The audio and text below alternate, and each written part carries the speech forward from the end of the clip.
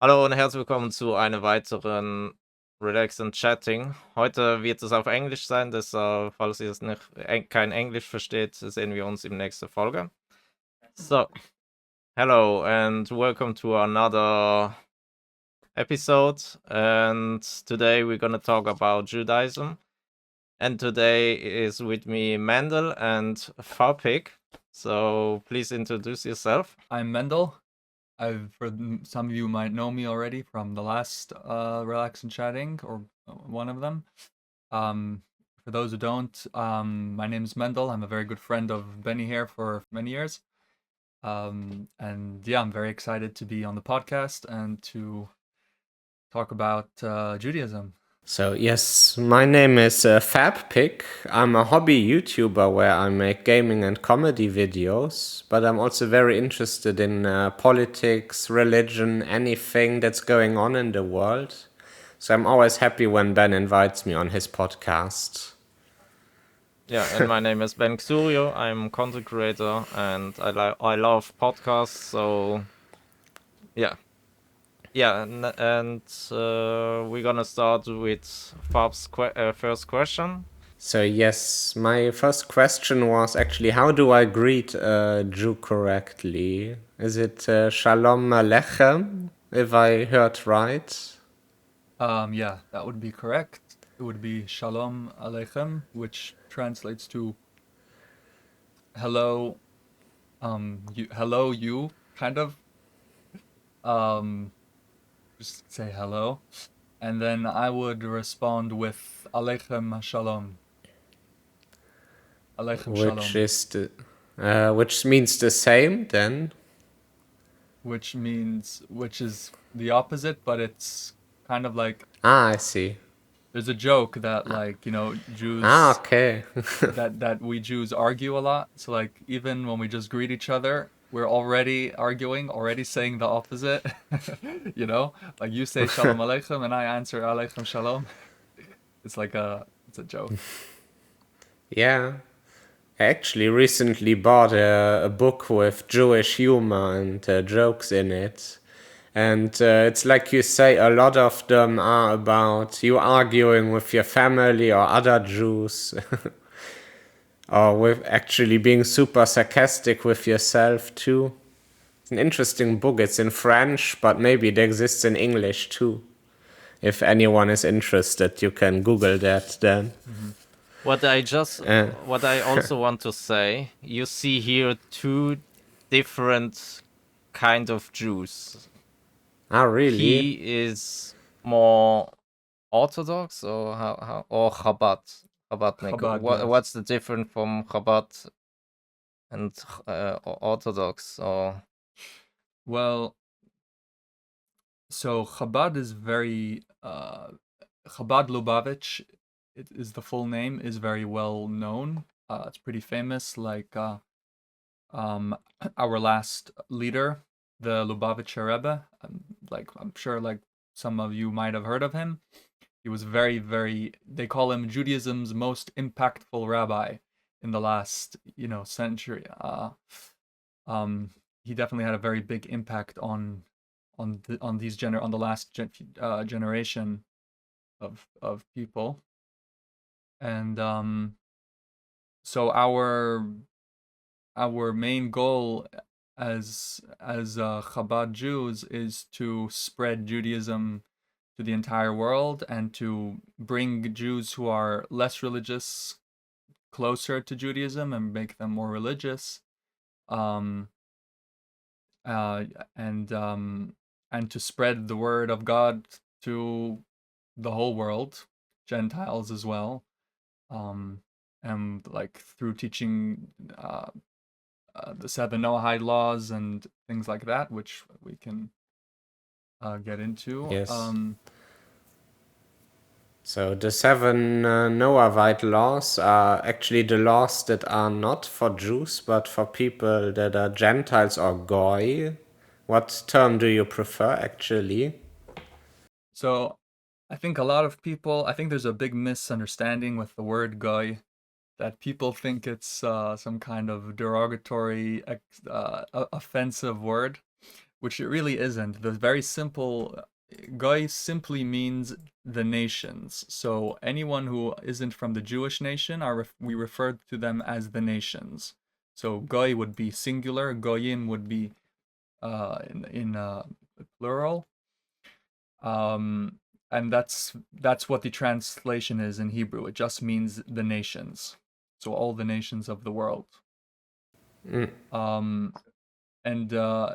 I think but I think the way it sounds, Goy, it's like a quick, like, short word, which makes it maybe sound a bit worse than it is. And Yes. so I would prefer. I think Gentile is more respectful. Might sound more respectful for people. They might prefer to hear Gentile versus Goy, but it's definitely. But even Goy isn't a offensive word in any way. But Jews love, actually, the other word that it sounds like you should also like, because they always say Jews love life, you know? But yeah, like you said, I think that's why many people assume that Goy is actually a bad word. It also sounds a bit, like in German you would say flapsig. It sounds like something you just throw at someone, like you're a Goy. And I suppose maybe some people also connect it with like those guys. I'm sure there's always people that use a word in a negative context. People might use it that way, but it doesn't. But they're just not. They're just not being nice. It's not. It doesn't mean. Yeah, that. Yeah, But to be honest, I never heard of Gentile. I never heard the word before. I mean, yeah, I mostly hear Goy, so. So it's the more common word probably. Gentile is maybe like the academic word for it. But I think Goy was maybe the word that people used more, like in their day-to-day life. It's also easier to say. Yeah, and more But, non-Jews know the word Goy. Yeah. But they think it's more negative, so yeah. You also see it in video games, like in Kingdom Come Deliverance. I had like there's a scene where they go to a shtetl, so a little Jewish community in Bohemia, and the guy also says, "You're a guy." But I think in the video game they really represented him as being very arrogant and like, "You guy, you don't belong here." That was. So they also pushed a bit of a negative image. But there's also a lot of languages where Jew sounds very intense, like in German, of course. When you say it, like Jude, sounds like very intense. Also because of history, of course. We see it in movies often, but also in French, for instance, they say they say in not very nice, polite French, like "t'es un juif." So you're a victim, or you're like a person that is to blame. Or in my country, we also have a recipe, like a very traditional one that is called Jew with garden beans. And it's actually pig, so bacon with beans, so probably also very sarcastic. But I think that also shows a lot about like that Judaism was a big part of European history, but also that Jews often had a role that was very negative as something other, different. And maybe that's why many people take offense to the word Goy, because they feel like actually it puts them in the position where they are somebody else that is not part of the in-group. Like, for instance, I have a Muslim friend that a few times already, just like during a basic conversation, he came like, "Hey, do you know that Jews call us Goy? I think that means something like dirt or like outsiders." And I think on that point, maybe it would be interesting to talk about the Talmud and the Torah, because many people quote something from the Talmud to say, like, that's what the Jews believe. But maybe you could explain what the Talmud is. So the Talmud is debates between Jewish rabbis, hundreds and hundreds of thousands of debates about all different kinds of things. And so there's so many opinions in the Talmud. And this I don't know exactly like the time period of when it was, I don't know, but it was in between the first and second Jewish temple that the Talmud was happening, that they were debating. And there was the Talmud in Jerusalem and there was the Talmud in Babylon. There's two types of Talmuds. And what's mostly learned or what's mostly followed is the Talmud of Babylon, when they were exiled in Babylon after the destruction of the first temple. And that's like the most learned Talmud. But the Jerusalem Talmud is also learned, but not as much. Yeah. I'm not 100% sure about the reasoning behind it. But when people refer to the Talmud, they usually refer to the Babylonian Talmud. Suppose maybe it was more applicable to Jews after the how do you say it again? Well, when you were exiled by the Romans, actually, that was also a big part of history. That the Romans, that's actually when they called the region Syria Palestina. Yes, that was after the destruction of the second temple. So here we're talking about the destruction of after the destruction of the first temple, when they were exiled in Babylon. So I suppose that's maybe why they like the Babylonian one, because it also comes from a context of exile, and I would guess, I don't know, of course. So the Talmud is really just between that period, because I always understood it as being like an analysis of the Torah, and every rabbi or big rabbi, I don't know how you call them, like meaningful, important rabbi actually also has their own analysis of the Torah and also added to the Talmuds. So it's really just between those two temple periods. The Talmud, yes. Okay. But so the Talmud is just an analysis of different rabbis that actually like philosophically debated how to analyze certain parts of the Torah. Yes. So of course, yeah, but that explains then why maybe some people, if you quote from the Talmud, you find one person that says something super crass, like extreme. But actually you said something interesting about Chabad, or is it Shabbat? Yeah, I think Chabad is the organization. Shabbat is your festivities that you have. Okay, so Chabad, you said they also try to talk to the Gentiles about, and I think many people think that it's impossible to convert to Judaism. Is that true? So Or you can? it's not impossible, but it is very, very difficult. If you want to convert to Orthodox Judaism, it is very, very difficult, and we do not push it. We do not recommend it to anybody. Yeah, like you have to refuse 3 times, right? Yeah, it's not your mission in life, like I will teach you, like your mission is to keep the 7 Noahide laws and like stick with that. And then if somebody really, really wants to and doesn't, then we'll do it. But we actually refrain from trying to convert people to Judaism. It's probably also super tough because you have to prove that you know yourself in the topic a lot.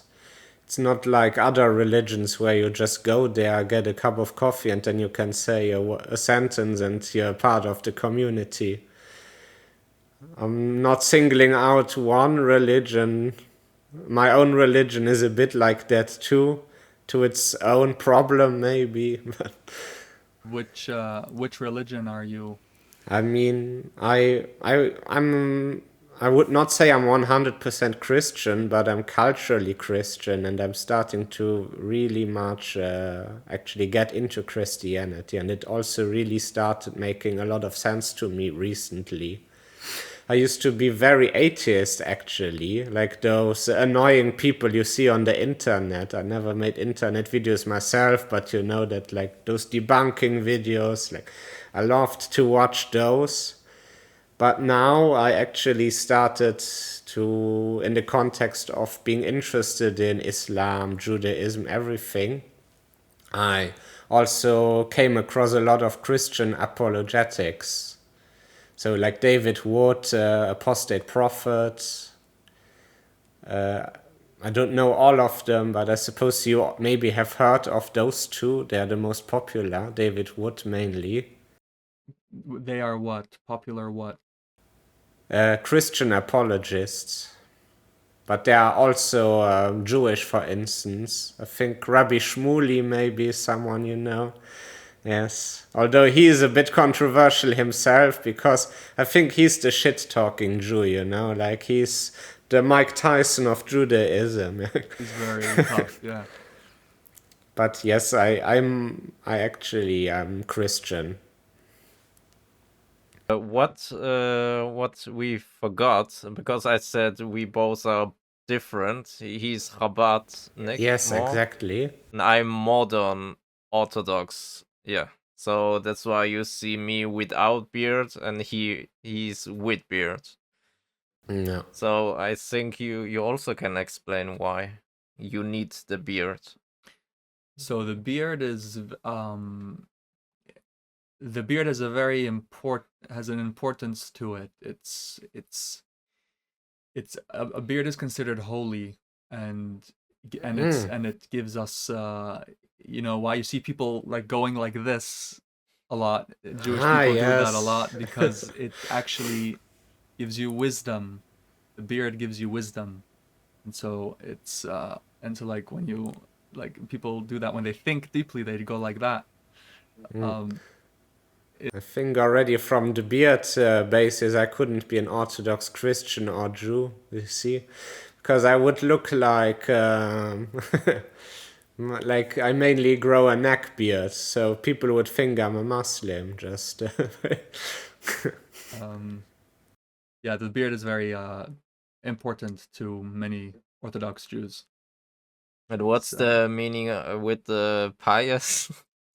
So yeah, with I'm the locks, yeah, right? so The coat, yeah. I'm not one of those. Those would be other also Orthodox Jews. They're and the truth is I don't well the meaning of the of keeping them is because it says in the Torah that we're not allowed to cut this part of the hair. This part has to it also Okay. says you're not allowed to cut your beard, but there are ways to get around that, even halachically. Like by Jewish law, there are ways to get around cutting your beard. Personally, as in the Chabad sect of Judaism, we don't hold of cutting our beards. We keep our beards, but many Orthodox Jews do trim or completely shave, and it's fine. There are ways to according to Jewish law how you're allowed to do that. But the payas, we call them, this part over here, this everyone agrees you have to keep. And some are just, like Chabad, like we just have small ones like this. We just keep it. And others, take it to a further extreme and keep it long and keep it. There's different reasons for keeping it long as well. And, everyone does their thing. But you always have to keep the hair over in this section of the head, whether it's long or short, or some people put it behind their ears, or there's all different types. Yeah. You also see people, I don't know if you see this famous video where in New York, I think it was, that one guy saw a little kid with he Oh, shaved his hair yes. Oh, and yeah. he had this. So it's Yes. like something like this. Yeah. But Yeah. but Actually, you can put that into the video. But it's actually bad because the guy really harasses that yeah. poor kid. Huh? Okay, it is a different stuff, but I just But said to yeah yeah, what he said. I think that was a Hasidic Jew, Yeah. right? Yes, The yes. kid. So the Hasidic Jews are those who have the beards and the long locks. Chabad is also Hasidic, but a different, but Oh, not. really? Yes, Chabad is Okay. also Hasidic, but not. But we have different customs. We don't have the long Wait, payas. I have a good ignorant question afterwards for you. But I think just for the flow, because you mentioned the Noahide laws, just so it stays informative for the viewers, like so those are actually the 7 laws that are for the Gentiles then. And I think like Ben will probably now put them on screen. And that is actually what Gentiles, according to Jewish belief, have to do to come into the heaven, at the end times, right? Or the paradise, I don't know. Yeah, it would be about also to come into heaven, but also about just fulfilling their purpose on this world, as in the ultimate purpose of all humanity is to fulfill the 7 Noahide laws. And we believe that when Gentiles keep the 7 Noahide laws, they will feel that they are fulfilling their purpose, um and they'll have much happier lives. And you see this from people who do keep the 7 Noahide laws, that they say so themselves, that they feel very happy and they feel they're fulfilling their purpose in this world. I think that's something very important, having certain things that you have to follow. Often we live in very modern, liberal times, but I think actually having certain principles is something that is good for your mental health. Definitely. Yeah, it's just how we are wired, I think. And like I said, yeah, Ben will probably put them on the screen for everyone to read. But when he mentioned the Noahide laws the first time to me, I googled them, and they sound very similar to the 10 Commandments that the Israelites were given. What was it on Mount Sinai, right? Yes.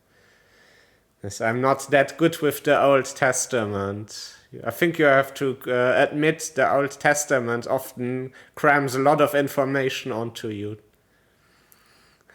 What do you mean? The Genesis, I thought, like they mention so many names often, and then his son is this guy, and then this guy is his son, and then Rebecca, and Yeah, it's quite complicated. Yes. but from Exodus on, it's a bit more easier to follow. Wait, And all the books what I recommend you to buy, did you really buy them? the Tanakh I have not read it yet because I'm going chronological. So in Islam, I started with the Quran, then I read the Hadith. So the Quran everyone knows, but the Hadith are stories about the Prophet Muhammad. So it's a bit like the Talmud.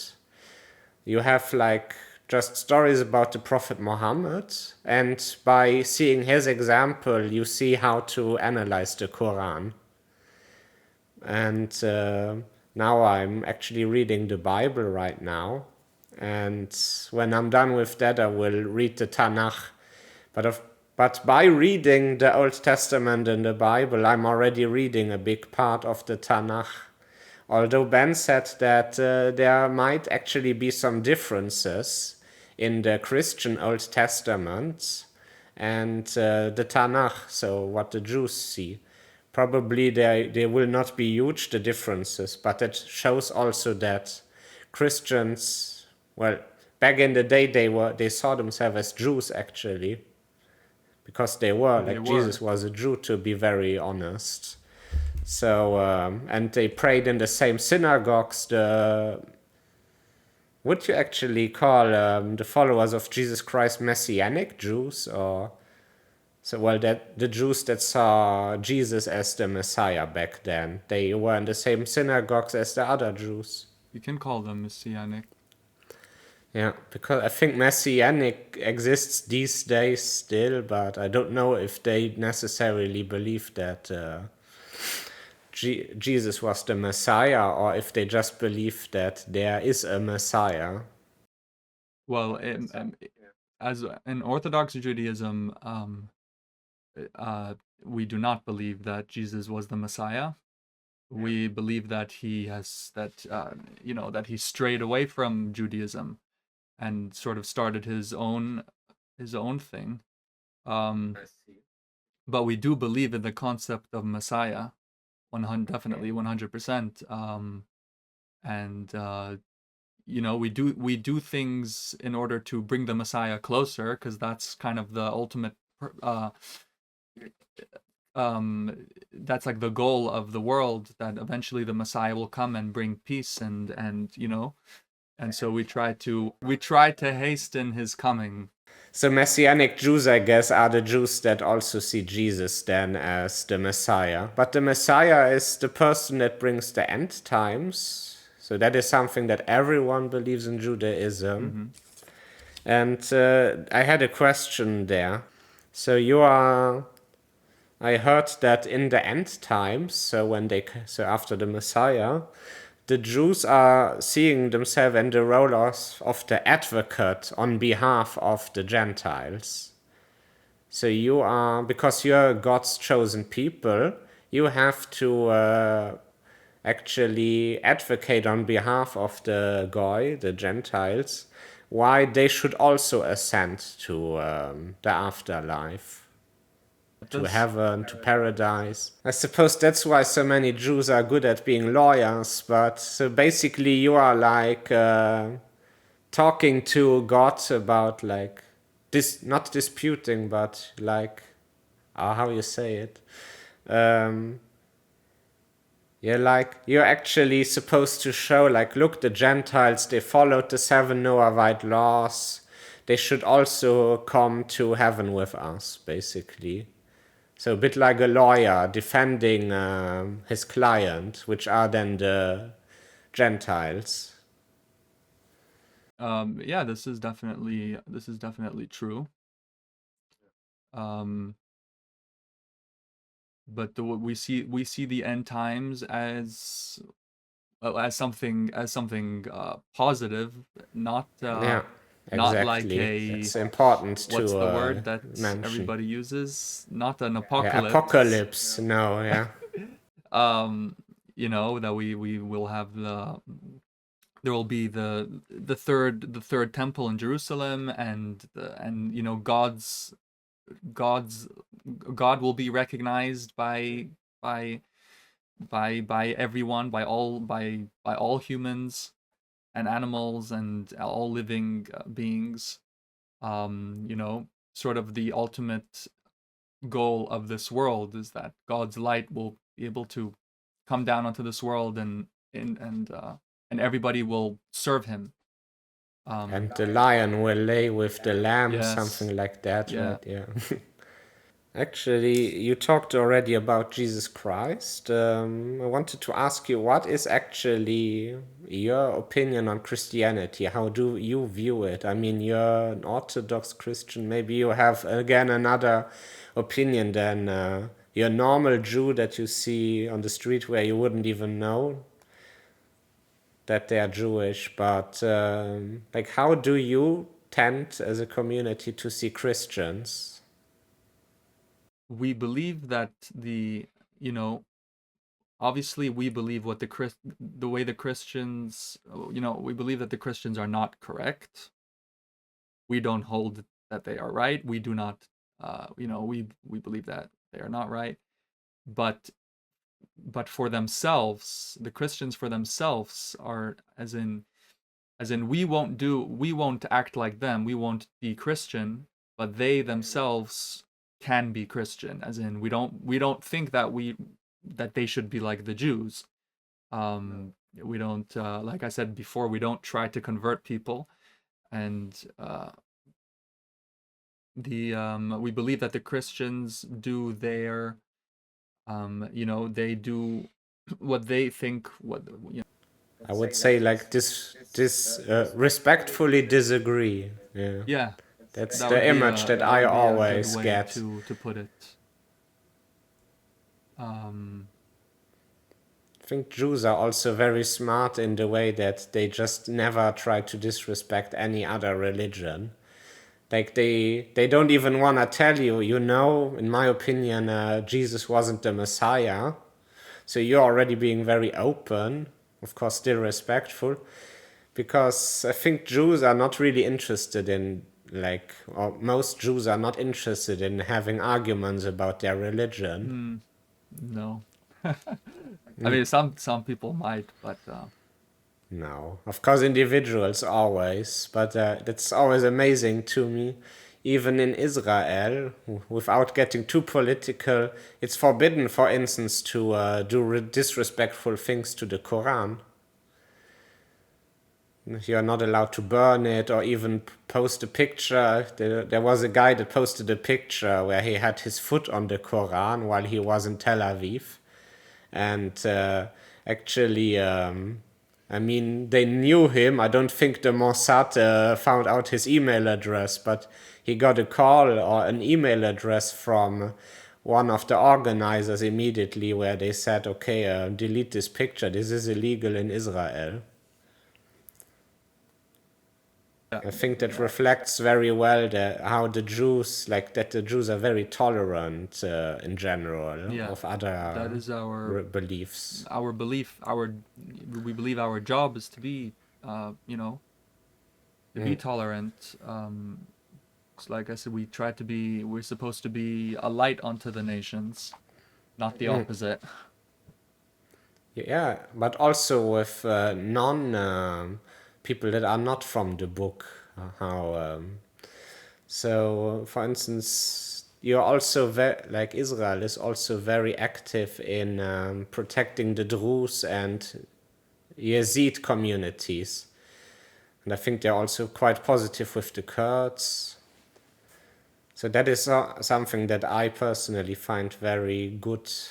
That's something that the Middle East needs, more people like that actually want to live together, coexist in a way. And would you say, though, that, I mean, you already answered a bit, that would you accept Jesus Christ as being a rabbi, though? Because there are Jews that do that, at least. No, I would not. I'll tell Okay. you. I would not. We do not. We in Orthodox Judaism, respectfully, we do not hold of Jesus. We do not believe him to be the Messiah, and like I said, we believe he strayed away from Judaism and made his own. So also not a rabbi. No, well, he was Okay. he was a student of a great rabbi, and he could have been a great rabbi himself, but we believe he really? was, I didn't know that with the student of a great rabbi. yeah. I mean, he himself. That story where he discusses with the rabbi when he was a kid, or in the Talmud, it's mentioned that he was a student of one of the famous rabbis, and he was very bright, and he could have been a very great rabbi himself as well. But we believe that he he strayed away from Orthodox Judaism and sort of went against it in a way. but I respect that. Okay. But to be fair, there are of course also to be fair, there are also Jews that believe that he was a rabbi, not the Messiah. Just for information's sake, I wanted to add that. Yeah, maybe a more, again, really focused on Judaism. Are you allowed as a Jew to say the name of God, so Yahweh in that kind? No, we're not allowed to. Only when we are okay. We're not allowed to say it in vain. Only when we are praying. It's in our prayer books all the time, multiple times a prayer. Um, but when we're just talking, like we may not pronounce the name. It's probably that. I think it's probably not forbidden, but it comes from that passage that says, "Do not do not use the Lord's name in vain." Exactly. Right? It's that. Okay. But that's also interesting because that is something that you see, the teacher in me always comes out. No, but that is actually very interesting for history as a source because of that law that also when you write the name of God down, you're not allowed to burn or throw this paper away. And because of that, they have a huge pile of historical sources from the western wall of so next to the Temple Mount. The western wall it was, right? Not that I mess it up. That's I mean, the where you Western put Wall is by the Temple Mount. I'm not sure what Yeah. you're referring to exactly. But is that where you put the paper Oh, in? yes. Yeah, exactly, the Western Wall. Because of that tradition that goes on since millennia, they have a lot of historical sources where people wrote about what their problems were, like taxation, maybe being suppressed by the people that ruled Jerusalem at the time. So in a way that was good for history that you have this law and have to be very respectful with anything that has the Lord's name on it. Yes. It's also a way to prove that there was always a Jewish presence in the Holy Land, even, yeah. Because that's something a lot of people get wrong, that they think that all the Jews just left when the Romans came and then they came back in the 18th, 19th century. Yeah, no, But they were always the majority of Jerusalem. there were always Jews there from the beginning, but most left, but there were always Jews there. Yes.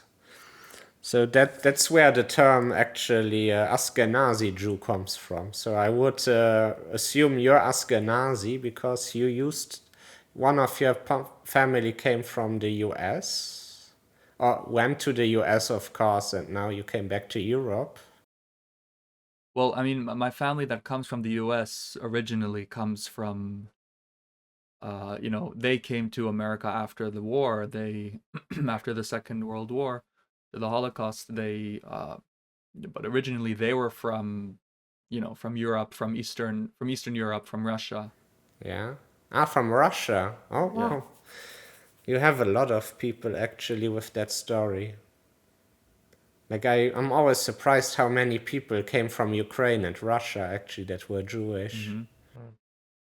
Most Hasidic Jews come from Ukraine or Russia or Poland. Ah, yes, because he lived in Ukraine. I don't know what was the name of your rabbi. What's he called? Has? I don't know his name anymore. That's why. Which rabbi? You have like the Hasidic Jews have like one big rabbi that is like inspired them. Oh, the Baal Shem Tov? Baal Shem Tov, yes. Okay, so it comes from that tradition. Okay, now comes, like I spoiled my ignorant question. I thought I always assumed that Hasidic Jews actually came from Kabbalism, so Kabbalah. Because the Baal Shem Tov, he showed his worth through miracles that he made. Mm-hmm. I mean, the Kabbalah is a complicated topic. I watched some documentaries about it, so I'm not super informed. but it's kind of Jewish Yes. spiritualism, and back in the day, often people, because they had simple lives, they had to farm. Like also in the Jewish communities, they also had to sustain themselves. Many of them had just simple jobs as farmers and so on, where they had to work. And part of Kabbalah was actually finding reliquia or something that can act as a prayer for you. So to simplify their life so they can work. Not exactly sure what you're getting at.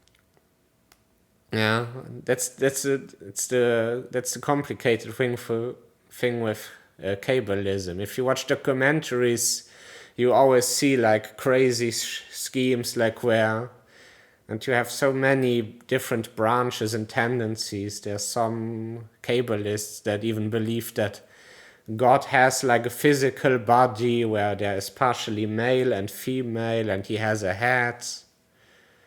That's why Kabbalism is such a big group. No, I mean, in Kabbalah, we don't. It doesn't say anywhere that God has a physical body. That would be. It's more trying to give an example so that we can understand a little bit more. But to say that God is physical is wrong. I mean, it's Suppose that's why it's also so complicated, because then you have certain branches that believe things that are maybe even heretical. Heretical, yeah. So people take a lot of things from Kabbalah out of context and make it sound heretical. The Kabbalah is very, very deep and complicated, and so But it sounds a bit like what the Christians were with alchemy, where you have like experimentation and so on, and deep, how do you say, like deep thought or meditation, and when you get to a certain level, you could even influence God to do certain things. But that's maybe also just because documentaries tend to be very trying to get attention and make things look awesome and like crazy. Yeah, and but it's generally Kabbalah is studied by all Jews, not only Hasidic Jews. But maybe is it the Hasidic Jews we've taken the Kabbalah. The Baal Shem Tov, what he did was take the Kabbalah and bring it in a way of and bring it into a way of understanding, which we call which we call Hasidut, like Hasidicism, Hasidut. So that would be what the Baal Shem Tov started, and it's taking Kabbalah and bringing it in a way of understanding and of how to, in a better way of improving our lives, connecting to God, etc. And so that was started by the Hasidic movement. And then you have different branches of the Hasidic movement is so big. The Baal Shem Tov's, he created many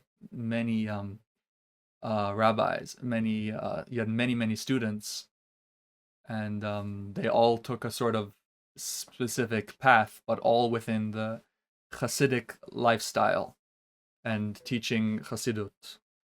And but would you say what would you say are the big differences between maybe other Orthodox Judaistic branches, or are there any big differences? I heard once that the Hasidic Jews are kind of the rebels.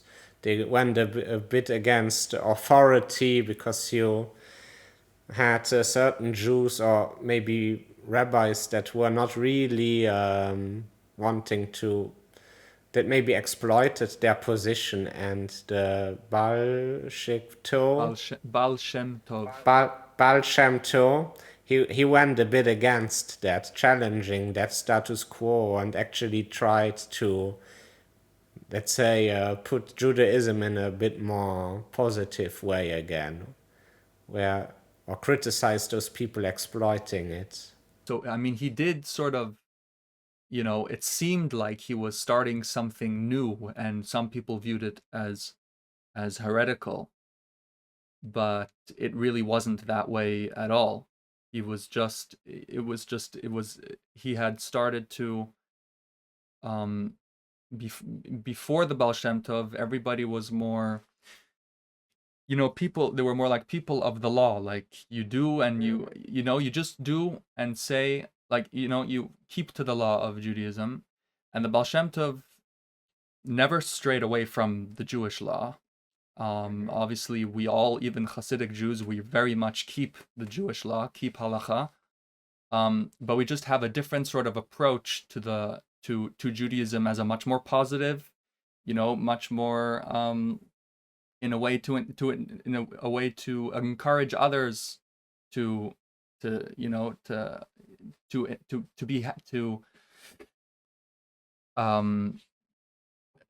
live life to the fullest. And it's about understanding more about God and connecting to God, and not only doing out of God said to do, so you do. Obviously, God said to do, so you do. Obviously, we have to do because he told us to do, but we also try to, elaborate a little bit more, explain a little bit more depth, a little bit more feeling in the law. So he wanted to educate people, actually communicate with them why they have to do certain things. Yeah, something like that. But never to stray away from Jewish law. That was never what he did. That was not his intention. And the way that Hasidic, especially from where I come from the Chabad sect of Hasidim, where Chabad Hasidus was very much spread out into the entire world. Yeah. That was sort of the mission of the Chabad rabbis. Yeah, Chabad is always, sorry for interrupting, but Chabad is, I heard other Orthodox Jews say that Chabad is a bit like the liberal version of Orthodox Judaism. So, I mean, those would be the same Jews that went against the Baal Shem Tov and, Probably, thought he yes. was being heretical. They continue to... Chabad sort of takes the Baal Shem Tov's view most, as in, like we really try to spread his word to everybody, versus the other Hasidim, they're more quiet about it. They're in between themselves. They follow they follow in the Baal Shem Tov's way, but they don't really spread it so much out to the world. And in Chabad, we believe that we are supposed to spread it to the entire world, and that's what brings people closer to God, and that what ultimately brings the Messiah. That's and the completion without wanting to be disrespectful. That sounds a bit like how Christians would describe Jesus Christ, if you say it like that, with minus him being the Messiah part. But where does the Baal Shem Tov, I hope I said it correctly this time, where would you position him then in like the context of, like, would he be just a very good, like a great rabbi? Would he be seen as a prophet? No, we like, don't. Just so we understand a bit the scale of, because it sounds like you really, like the Hasidic movement is really focused on the Baal Shem Tov. But do you still see yourself as Jews like any other, just that you believe that he was one of the greats? So we believe that he was one of the greats who's, he started the Hasidic movement, but we're not focused on him. We're focused on the Almighty God, creator of the universe. Focused on God. The point of Hasidus, the point of the Baal Shem Tov, was to bring people closer to God. So that, to keep God's commandments in a positive in a way, in a way that you wanting to connect to God. The point of Hasidism is to connect to God and to do His will. Nothing more than that. So he's just a person that showed a bit with examples maybe how you do it. Yes. Okay. Are all Hasidic Jews, I mean, Ben is also Hasidic or not? Because he's also in Chabad. I pray. Just to ask. I pray to Chabad. Yeah. In Chabad. In Chabad, yeah. So he's also Hasidic, just that I. But so not all Hasidic Jews wear those, I don't know if it's bear pelt, but like those round hats that you see in America very often. Well, I mean, just to say, if you consider yourself modern Orthodox, Yeah. so I mean that wouldn't be Hasidic. Ah, really? No, modern Orthodox isn't Hasidic. Okay. But you pray in a Hasidic synagogue. Yeah. But modern Orthodox is not Hasidic. So But I would say you're half Chabad in a way. I'm more Chabad than you think because my family is raised Chabad. Yeah, so my grandfather is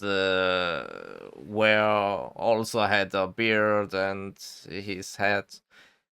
What you said about this in German, yes. I say we joke about Reifen. It's like car. Ah, yes, like wheels, like car wheels. Yeah, it's just a joke. Yeah.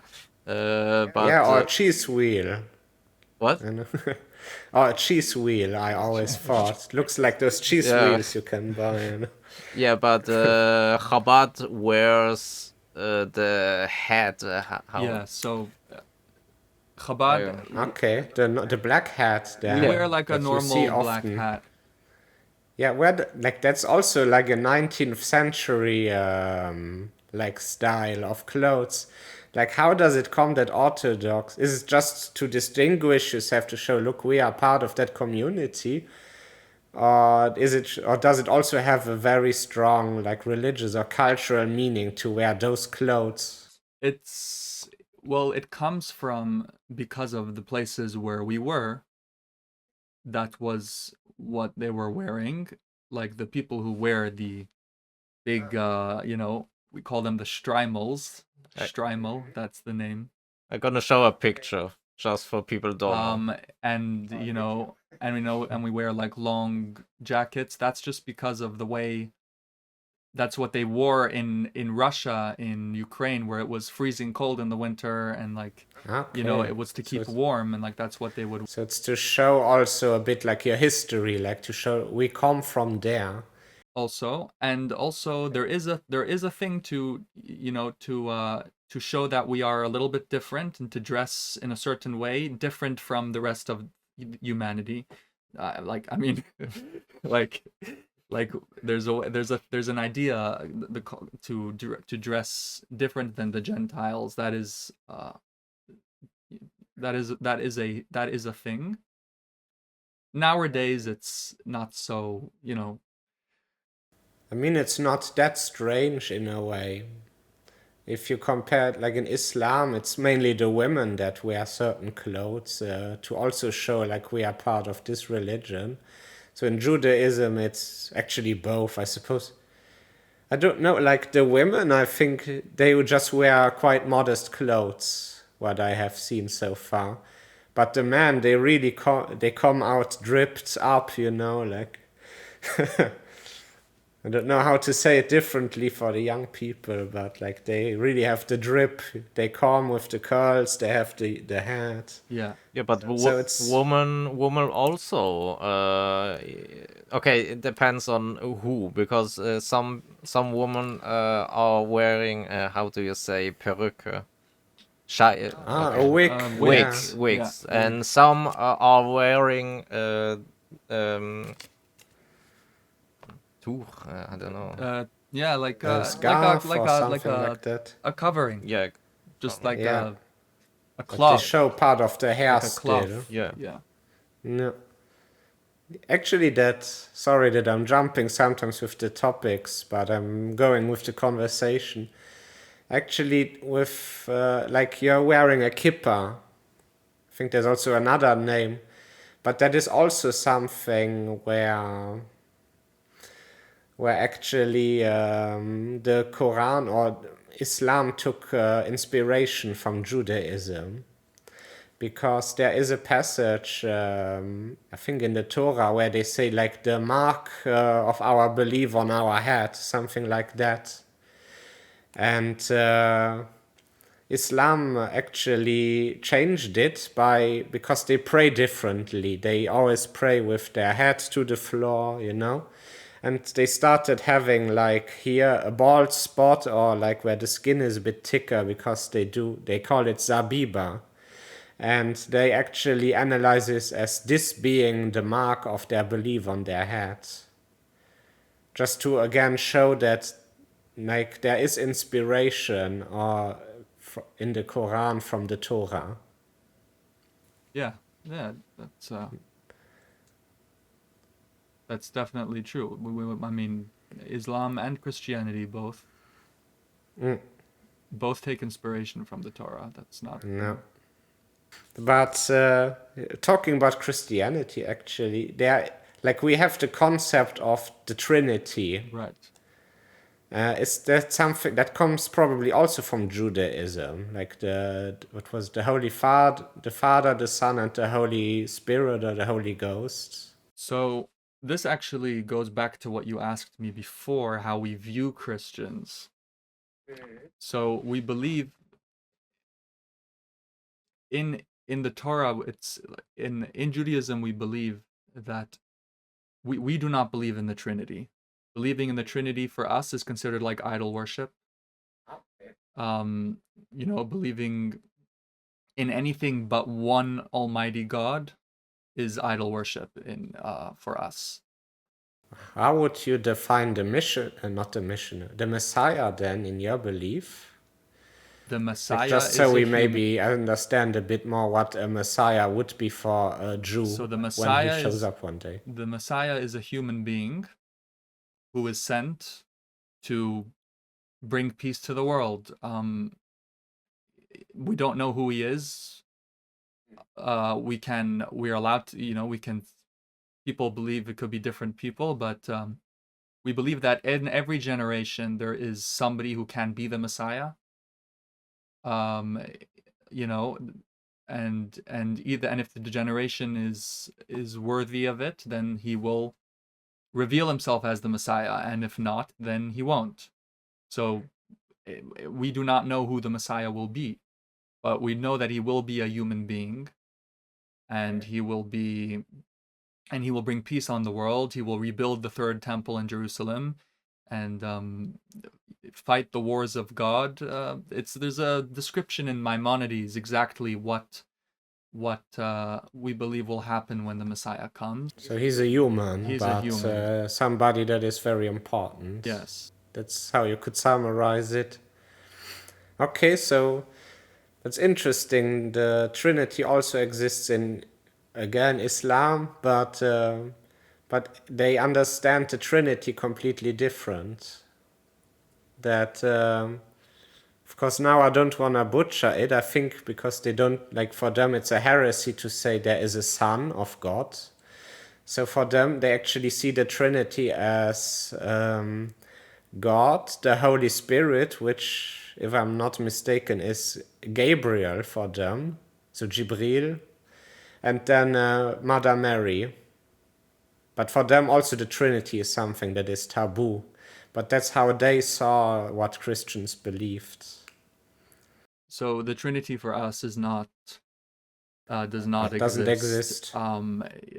It's God Himself, God Almighty, just one, and. But would it be okay for a Jew to call God his Father? Yes, we refer to God as our Father. Okay. But yeah. And I actually heard that. Before I come to that point, in Islam they call God, the name of God is Allah, but Allah is actually just in Hebrew, I think, or It's just a name for, like, that's the word God. So you could also refer to God actually as Allah in your language. Yeah, we refer to God in many ways. Father, God, Almighty. There's many God has many, many names. Okay. But many I'm ways that we asking refer to that. him. Yeah. I'm just asking that to actually show also, because there are unfortunately also a lot of Christians that are quite anti-Semitic because of the idea, yeah, the Jews killed Jesus and so on, but actually that Christianity is, that's why they say it's a Judeo-Christian religion or society we live in, because those two religions are almost the same, just that Christians believe that Jesus is the Messiah and the Son of God.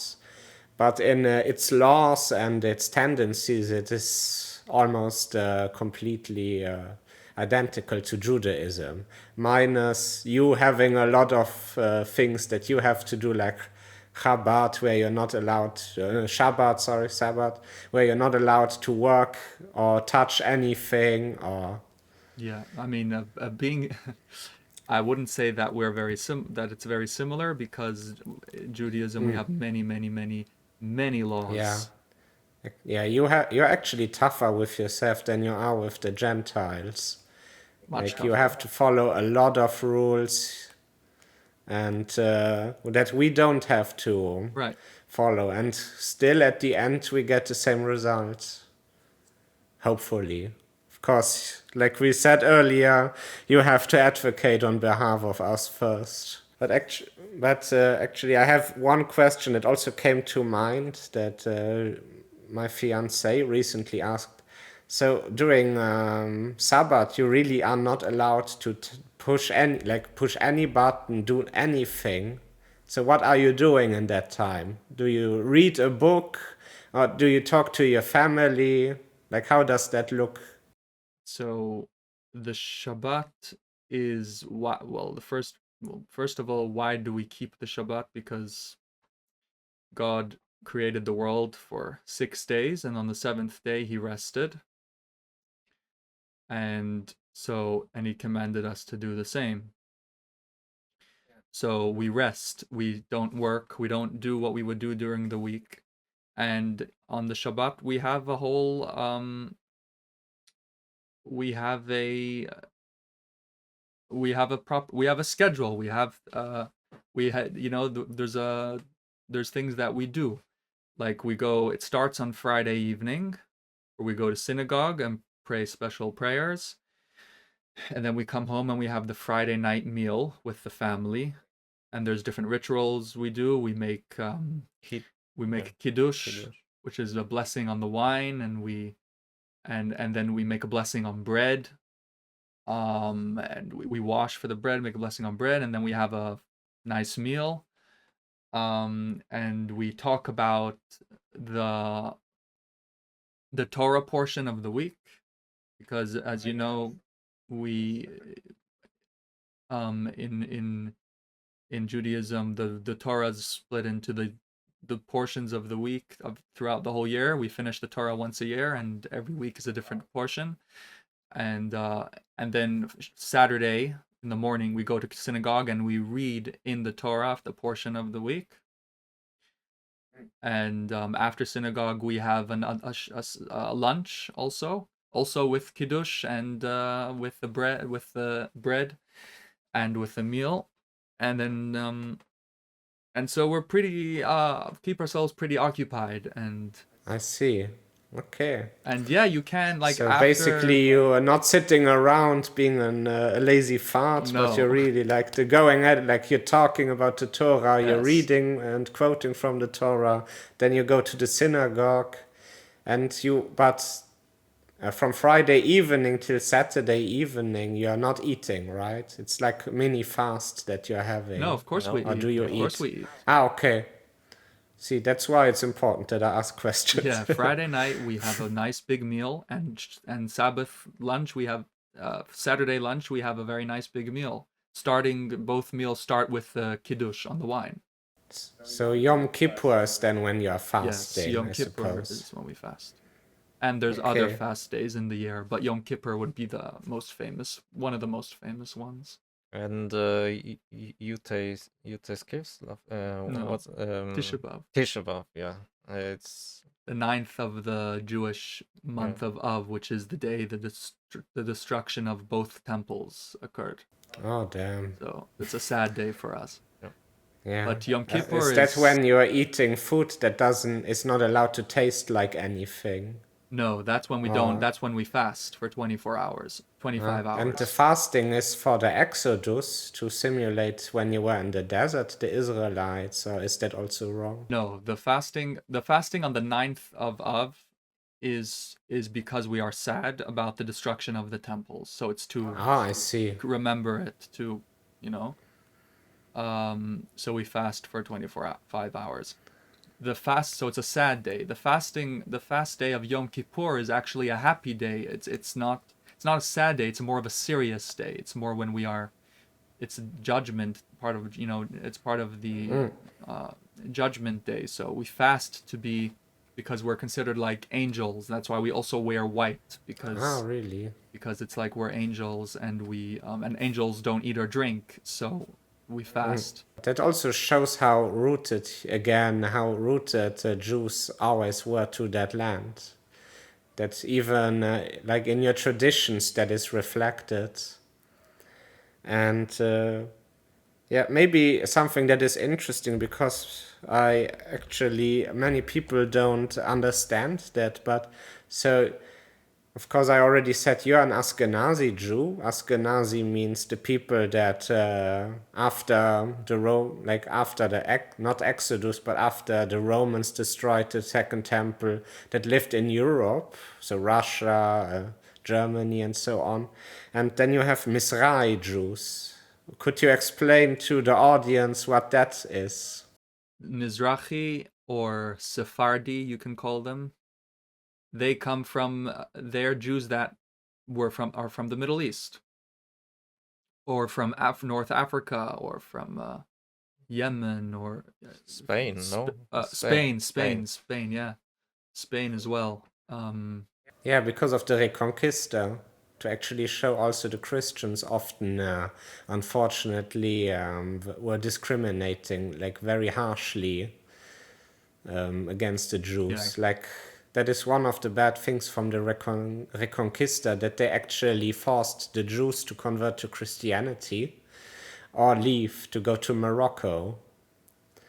So you have a lot of Christians in Europe or in Spain that don't even know that their family used to be Jewish. Yeah, that's true. Yeah. And that's the answer. So the Mizrahi Jews are North African and African, Middle Middle Eastern, Spanish. Iraqi. I know a Yes. few people that who come from Iraq even. Like places where you would have not assumed that there was what was it, Dagestan and so on. Recently we had a lot of Mizrahi Jews that came from one of the neighboring countries of Russia also, that were pushed out very recently. Forgot now, of course, what country it was. From a country where? I think next to Russia, but I forgot now the name, unfortunately. But that Moldova? was, No. I think it was the most recent, where they even wrote the Jews were very harshly discriminated there. They even put on the passport of that the person was a Jew, just so everyone on the world knows, like when they go to another country, look, this person is a Jew, because it doesn't have any importance on your passport it doesn't say Christian, it just said Jew, like that person is a Jew. Poland, But I forgot. Latvia, I suppose many Belarus, places might have done yeah, it. it wasn't just one place. I mean, but you're talking then, recent, as in right after the Or war. was it Azerbaijan, maybe? I don't know. Kazakhstan, I think it was.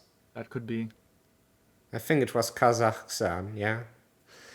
But there's also a third name of Jews that are often omitted, but I also now forgot it, of course, for the people that stayed in the Holy Land.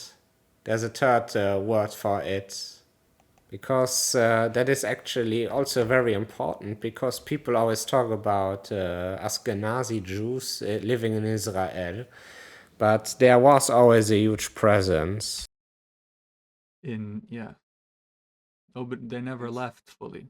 Well, I suppose the most important thing is to just show that that exists too. I don't know if they referred to as a specific name.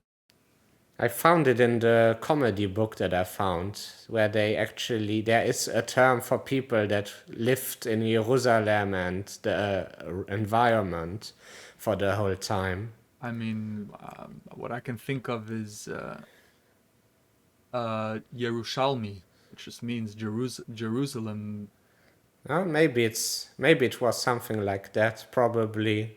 but maybe you're thinking of something older. I'm not sure. No, but I suppose it's not that important. It's really just important to me to show that those people existed too. Because these days also a lot of Israelis, even if they are dark skinned, they are always called like Polish colonialists and so on, like to show like, look, you don't belong here. But a lot of people actually always lived in that land. Like we said, Jews were always the majority of Jerusalem. They were not in power, but they were the biggest group in the city.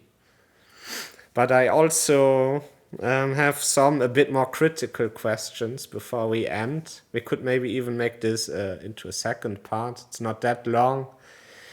But I tend to, although I also believe in Christianity, but I'm also very critical of my own religion, which is maybe something good to be, I don't know, to question why do we believe this. And a thing that I personally think is problematic in Judaism is the male circumcision of babies, because babies can't consent. Like if it would happen to, I don't know, 16 or 18-year-old boys, that would be better, no? To actually, so they can make the choice themselves. So we specifically do it when they are babies and they can't consent. It's to sort of to integrate them, into it from as young as possible. I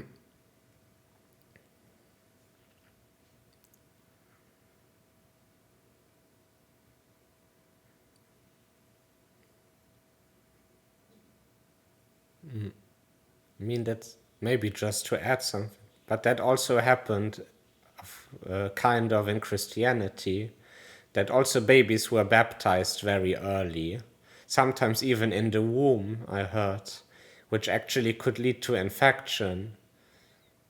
It's just to add something, that also Christianity has some dirt on our side. But I think it's the same idea. You want to baptize or integrate your kid as fast as possible, because you believe also that if they die as a kid, that they come into paradise, I suppose, also.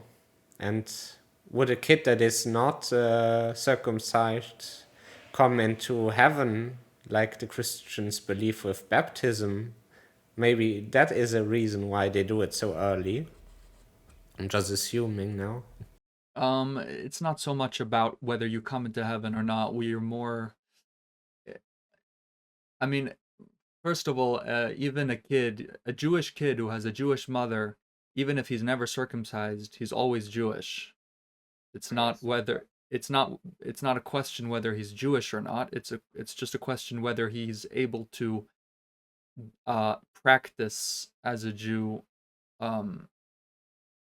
and or not. I'm not exactly sure in which details, but there's certain things that you have to be circumcised in order to be able to practice, or but even if he isn't circumcised, if he comes from a Jewish mother, he is Jewish. And then it's our mission isn't so much about going to heaven. It's more about making this world making this world a dwelling place for God. that's the ultimate goal, that this world should be a dwelling place for God and bringing God's name, spreading God's name. What's the right words? So yes, of course, we believe in heaven and hell as well, and but it's not our focus. Our focus isn't to get to heaven. Our focus is to do our job here on earth and do what God tells us to do, and make this world a better place, and ultimately a place for God that He Himself can dwell in it. That's the idea of the messianic. So the end times would be on Earth then, so on our planet actually, not like in heaven or afterlife. It's you are all revived actually in this plane. So the end times, there are a few different stages of the end times, and even within Judaism, we have very limited knowledge about the end times, and it doesn't give us the full idea, because we wouldn't be able to understand what it would be like. Only when the time comes, we'll be able to understand it, but we wouldn't be able to explain what it would be like, because it's something different. But the beginning of the end times of the Messianic era is definitely on this world. When the King Messiah comes and rebuilds the third temple and brings peace and etc. And then there's another stage, or a few more stages, where eventually the world is only going to exist for 6,000 years. Yeah, okay. It's a bit like creationism, huh? Hmm? It's a bit like what creationists believe. Could be. That the Earth is only 6,000 or 7,000 years old. Yeah, so in Judaism, we believe that the Earth is only 5,000. Where are we today? 5,786, I Yeah. think. 5,700 That's good. We're almost done. 86 years old. And at the 6,000th year, or 6,000 something, not exactly, 6,600 maybe, I'm not sure exactly. It's sort of a new experiment. Like, it's the end of the world, and something new will happen, and that would be maybe more spiritual, more heaven-like. I think it's also tough to defend circumcision. I mean, I don't remember it, and it doesn't. Suppose in a way it's good that it's at least done very early, so you can, so you don't have to do it when you're more conscious, Yeah. maybe. And people who convert to Judaism have to do it then, which is definitely a tough one. Although these days we have quite good medicine, so I think you can even be asleep while doing it. Or is it forbidden? I don't know. I actually don't know, but Yeah, but I mean, circumcision isn't only a problem that exists in Judaism. That is, of course, something that exists in other religions, so you can't criticize you guys alone for that.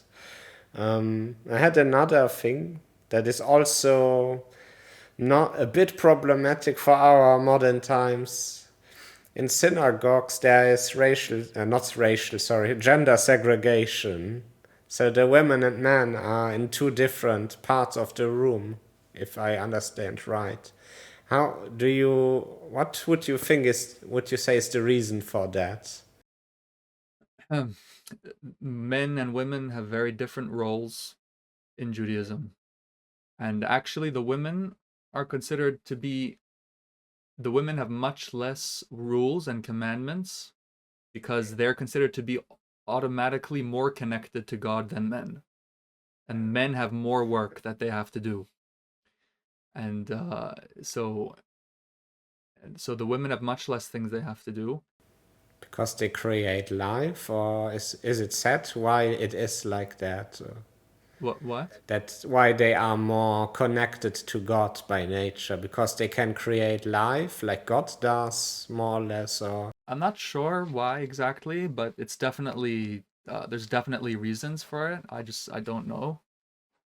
But those are the facts. And And very simply, the reason that we pray, why there is a separation between men and women, is first of all, so it's so the men shouldn't be distracted by the women. Ah, that makes a lot of sense, actually. So So it's they more can the men focus are the on problem. Huh? So us men are actually the problem in that regard. It's that's really what it's mainly about, and it's only when it comes to praying that you have to be according to law separated. Well, only in the synagogue. Only in the synagogue, suppose. but Also in weddings, we are separated. well, by any by any major like events, like a Yeah. lot of people do separate seating, but it's not there's different opinions about it. Some people are more lenient with it, some people are more. We all agree that we're not allowed to touch the opposite gender if it's not family. Okay. That's according to halachic. That's according That's to Jewish why law. they don't want to, for instance, take shake the hand of a Yes, woman exactly. or another man. In this case, then. Exactly. We're just Okay, forbidden. because some people see that as being a bit disrespectful. So that's why I shake hands like on bank when I whatever. So and we shake hands. It's just for the Yeah. So there's respectful. I think it's the word. Yeah. Yeah. So different people have different opinions. Yeah. Some people hold you're allowed to shake for it, and for respect, to be respectful. Other people think you still shouldn't, and you can explain how it's respectfully, how you respectfully explain why you're not shaking their hand. But everybody according to his or her way. Yeah, that's also also from the Old Testament. Everybody according to their own way. In German, you're not allowed to say that, unfortunately. Or, I mean, you can, but it's often negatively connoted because I think that was also written in German, I think in Buchenwald at the gate. Not to bring up any negative topics, but to also, because that's a term that often is connected to the Nazis, like everybody their own. But that actually comes from Judaism and Christianity, like the Old Testament. Well, I don't mean like everyone, like I do what you want, you do what you want. No, but that because makes it's, sense. Like, it's actually a very liberal idea in its real meaning. right. To show, like, everybody can do what he thinks is right, or Yeah, no, that's not everybody what I meant. can have his own likings. Yeah. I meant more that there, even within Orthodox Judaism, there are different opinions.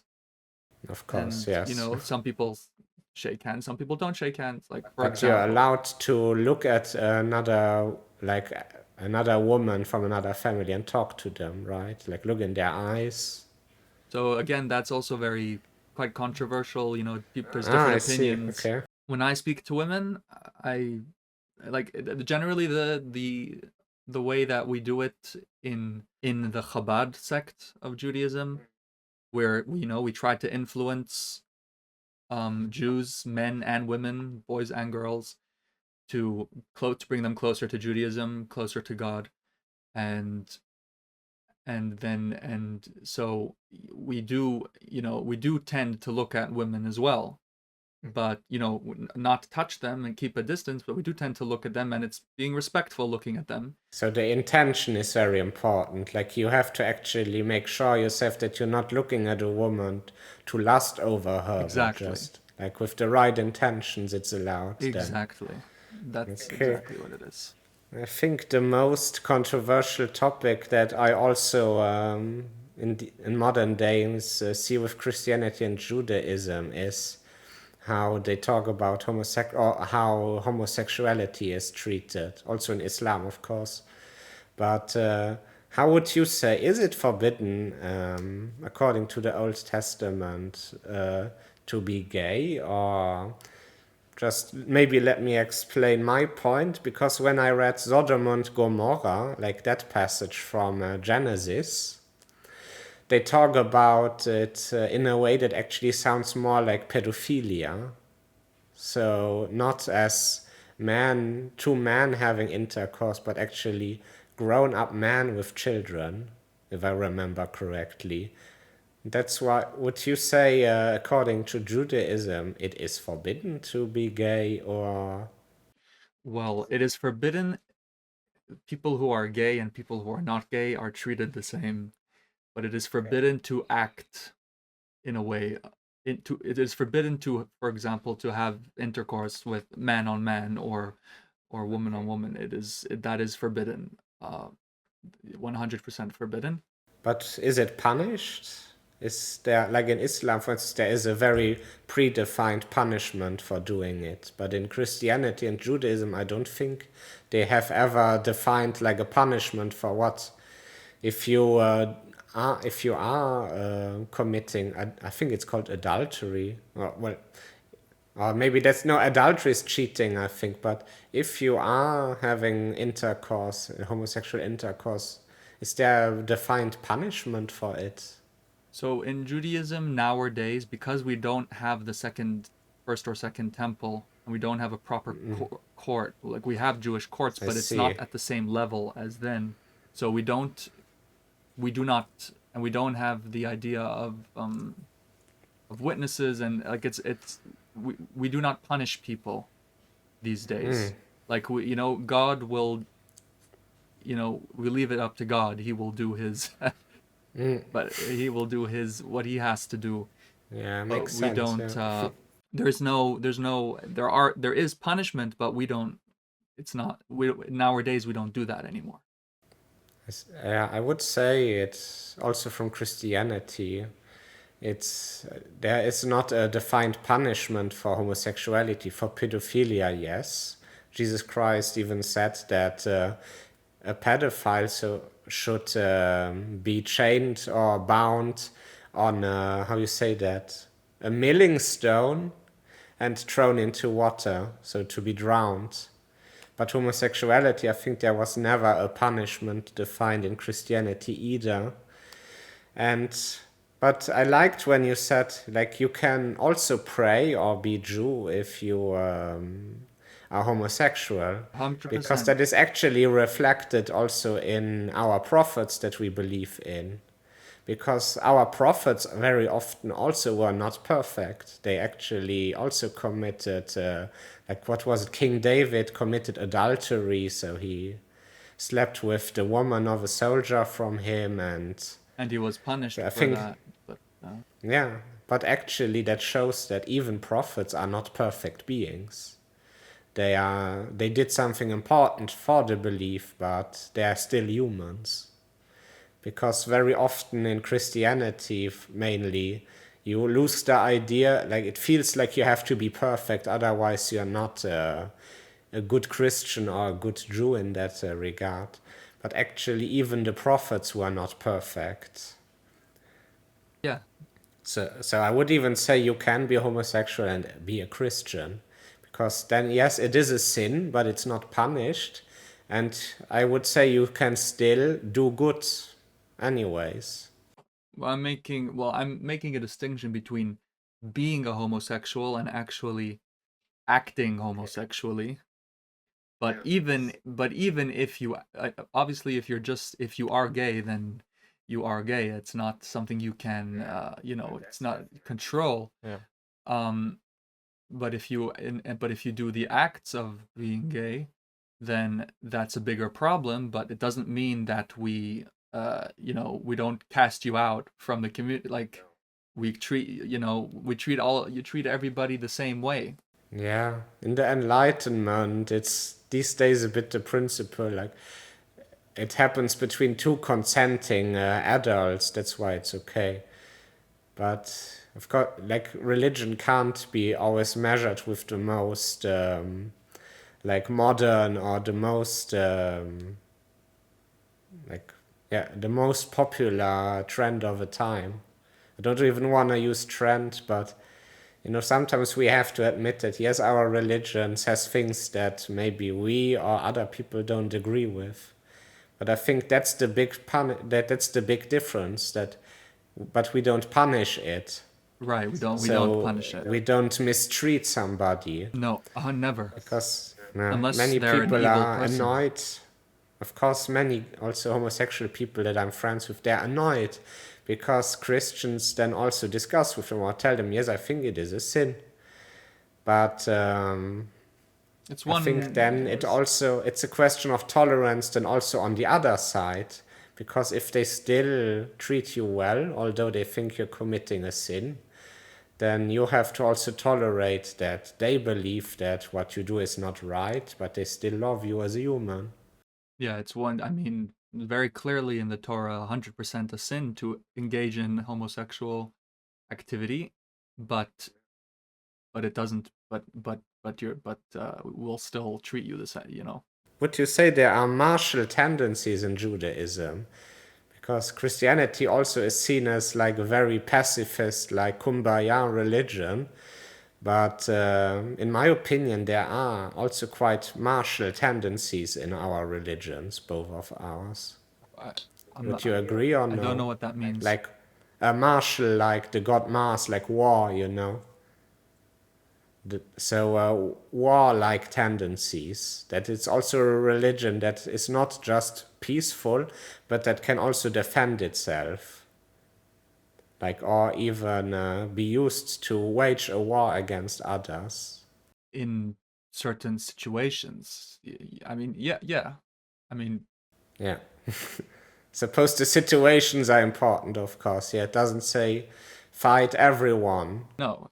If it's about self-defense, then full on self-defense. Yeah. I think but for instance, the Philistines, you know, I don't want to say Palestinians, but the Philistines, they were Greek. Like the Israelites had war with them because they had a practice that was barbaric in their eyes. I suppose they also provoked it because they were also a warlike people. But that is another context where they waged war against some, I think because they killed children while praying to Baal, you know. Yeah. So there are also, so in a way you could see this as problematic, but you could also see it as actually the Jews also upholding certain rights and even go to war to do that. Yeah. Of course, I'm not somebody that is a warmonger, but those are the things that are still important to ask yourself if you are a believer. Right, but we don't go to war anymore. Like No. we don't. Well, we believe there's other ways of fighting evil. yeah, not religious wars, let's say it like that. You don't go to war because you're Jewish and another person isn't Jewish. I would also not say that, right. no. But yeah, so Christianity is sometimes a bit analyzed as being a bit too pacifist, in my opinion, because even Jesus Christ did say, he who lives by the sword will die by the sword. But he also, there is a story where he actually tolerates that one of his apostles is using a sword to defend himself.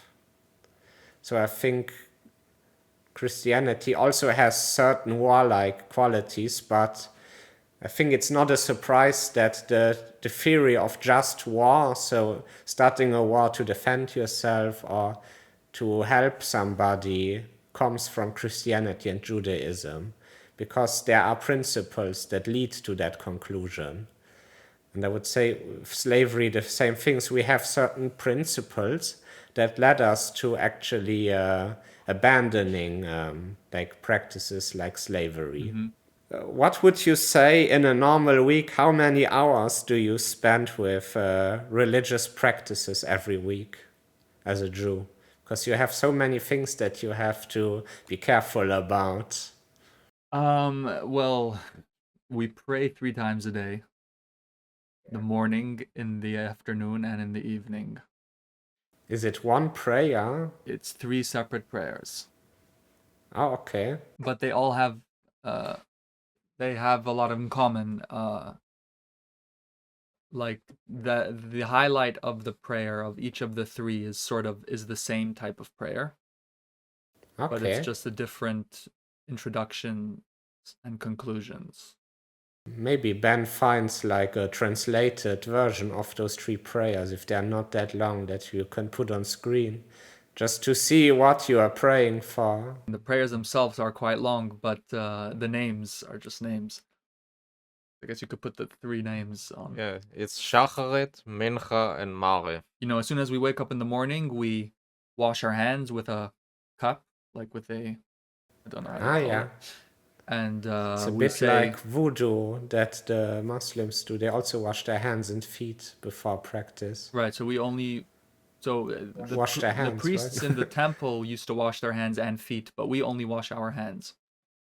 Yeah, we have Nowadays. shoes these days. That helps. And then we have a morning prayer for getting up in the morning. We thank God for waking us up in the morning, and we have a short prayer, yeah. and then we go to synagogue and we put on the phylacteries, like the boxes yes. with the straps on the I head. never know why on do the you do hand. that, but there's like a prayer on those, right? Yeah, That's why you bind them around your arm. Inside there are scrolls of different prayers inside, and the reason we put it on is it's a way of connecting when we pray. Oh, okay. And so we only do that for the morning prayer. Only in the morning. And the afternoon and evening prayers are without that. And in the morning we also put on like the prayer shawl, like the talit, Yes. the white yes. and with black stripes. And then throughout the day, I mean, every time we eat something or drink something, we make a blessing beforehand and after. Yeah.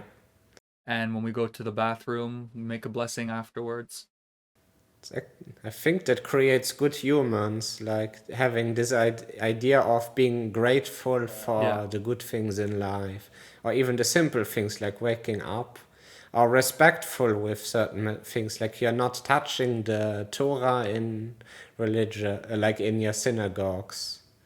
Like Ben is the guy that has to put the finger on the row, right? No, No? no. I It's the reader. But there is a guy that has to do that. Gabe. I thought Gabe. Yeah, I always Gabel. Gabe. There is two Gabe. One who calls up the people to the Torah, and the second Gabe is, like example, me that stands next and take away the how do I say this? The cover. Yeah, the cover After you. after he finish to read.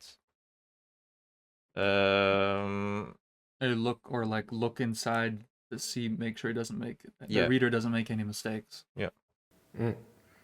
Yeah, that's actually, okay, Gabe is probably just another word, but that made me think about, like, you have so many words in German, but probably also other languages that come from Yiddish or like just Jews. Like, what was it? Meshuggah is one of my favorite words. Or Shikse is actually something that we also, of course, like Shik or Sheks in our language actually is a not very nice but still normal word for woman, like a girl, like how does sagen Sheks, you know? Interesting. Maybe So, it's yeah. Oder Schlamassel, that's also a very normal word, but it comes from Yiddish, I suppose. Yeah. Or Meshuggah. I'd have to Google that, but Mitzvah is like something you do that is good for others, right? Or you do something good, Mitzvah, it is. Mitzvah. No, not Mitzvah. Like they sometimes say, this is a Mitzvah. Like I did something that is helpful to the people, that's a Mitzvah. Which Yeah, language? Or maybe, I think it's Yiddish. You mean a mitzvah? I heard that Mitzvah, yeah. Or it is maybe Mitzvah then. Mitzvah means a commandment. So it means doing something. Yeah, it's doing something good, doing something that one of God's commandments, which could be very often helping other people, things to do with other people. Or maybe you have actually questions, because I have been so persistent with asking you guys something, but maybe you have a little question. Yeah, I have one question. I don't know if you remember the talk with me and Imp. Imp is a big YouTuber, and he invited me to talk also about Judaism. So one question was funny that the thing is, I don't know how to say this in English, but there are a lot of things what other people are believing, like Jews have horns. Like I told the story when I was on the how to say coiffeur The barber. At barber. The Yes. hairdresser, barber. And I put off my kippah, and then after she shyly asked me if Jews have horns, and I will say, do I look like I have a horn or? Well, not on my head, you should have said. But So now my question is, did you ever hear stuff about Jews? Yeah. yeah, a lot. I'm also interested in history, that's why I heard a few. Like that you actually were the ones that created the plague by poisoning the wells. Or a lot of like there's actually a lot of conspiracy theories these days even that are based on old conspiracy theories. Like these days they believe that like rich people kill children to get adrenochrome, I think it's called, or like drink children's blood.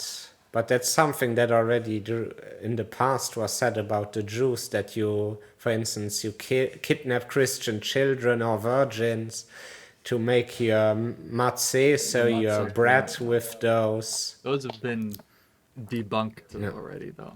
But yeah. I hope so, but they always come back.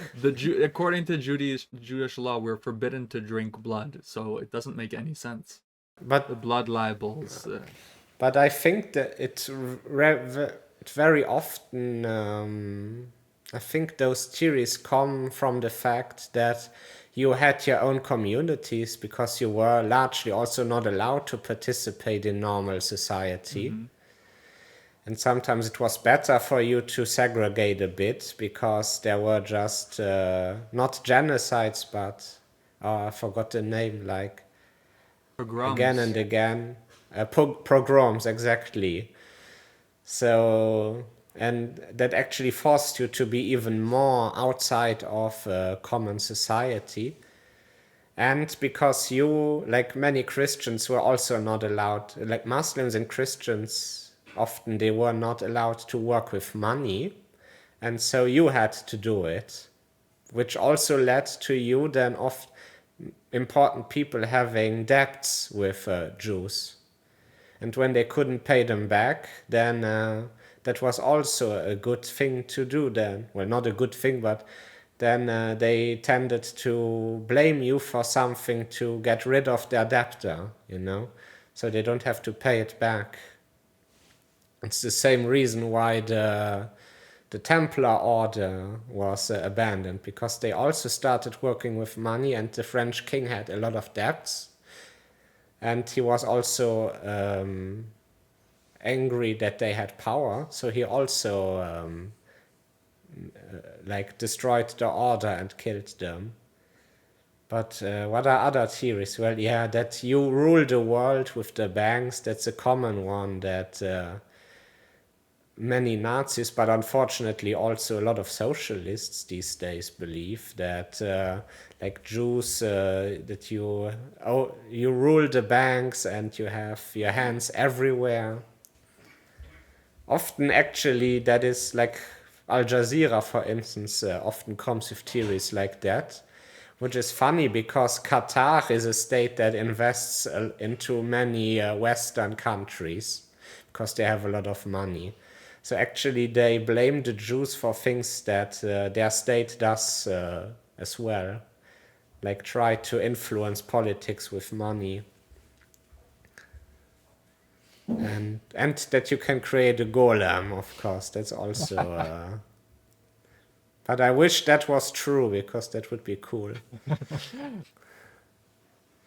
Well, oh yeah, and the Protocol of Elders of Zion. I think that's the most fatal for Jews conspiracy theory.